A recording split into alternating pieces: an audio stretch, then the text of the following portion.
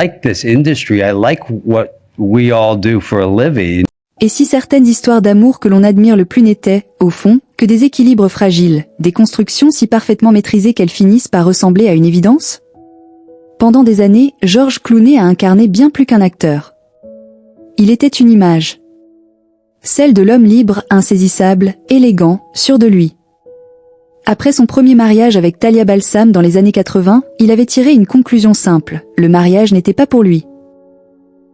Il le disait avec humour, presque avec légèreté. Et tout le monde y croyait. Mais derrière cette posture, il y avait une réalité plus profonde. Une forme de distance choisie. Une manière de se protéger sans jamais le dire clairement. Alors il avait rempli sa vie autrement. Les films, les engagements, les causes humanitaires, les voyages, tout semblait suffire. Jusqu'au moment où quelque chose d'invisible s'installe. Pas une solitude spectaculaire. Pas un manque évident. Mais une présence silencieuse, presque confortable. Celle qui s'installe quand on cesse d'attendre quelqu'un. Et puis, contre toute attente, une rencontre. L'été 2013, sur les rives du lac de Côme. Rien ne laissait présager un changement. Une avocate spécialisée en droit international, formée à Oxford et à New York.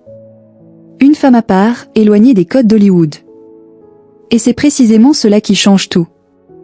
Elle ne cherche pas à séduire. Elle ne cherche pas à impressionner.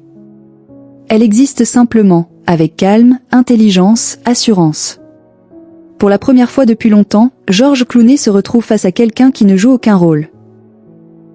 Leur relation ne commence pas comme un coup de foudre spectaculaire. Elle s'installe doucement. Des conversations longues, profondes. Un respect mutuel. Une curiosité sincère. Puis, presque sans s'en rendre compte, un glissement. En avril 2014, dans une scène intime, loin des projecteurs, il fait sa demande. Lui, qui affirmait ne plus croire au mariage. Quelques mois plus tard, en septembre, Venise devient le théâtre de leur union. Le monde y voit une preuve.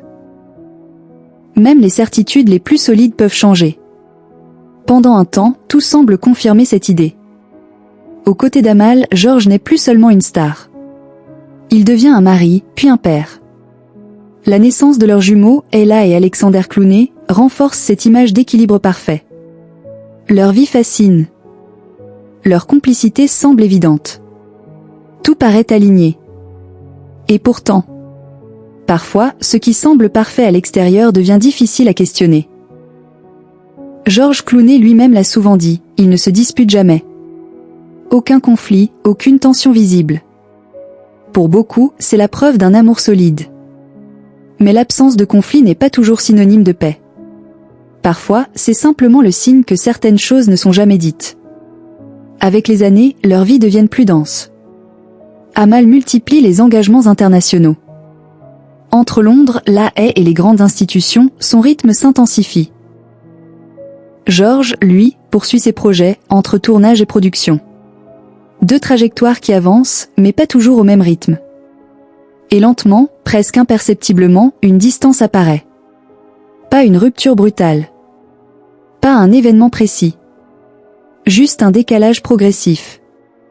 Deux vies qui continuent, mais qui se croisent moins. Il reste un couple.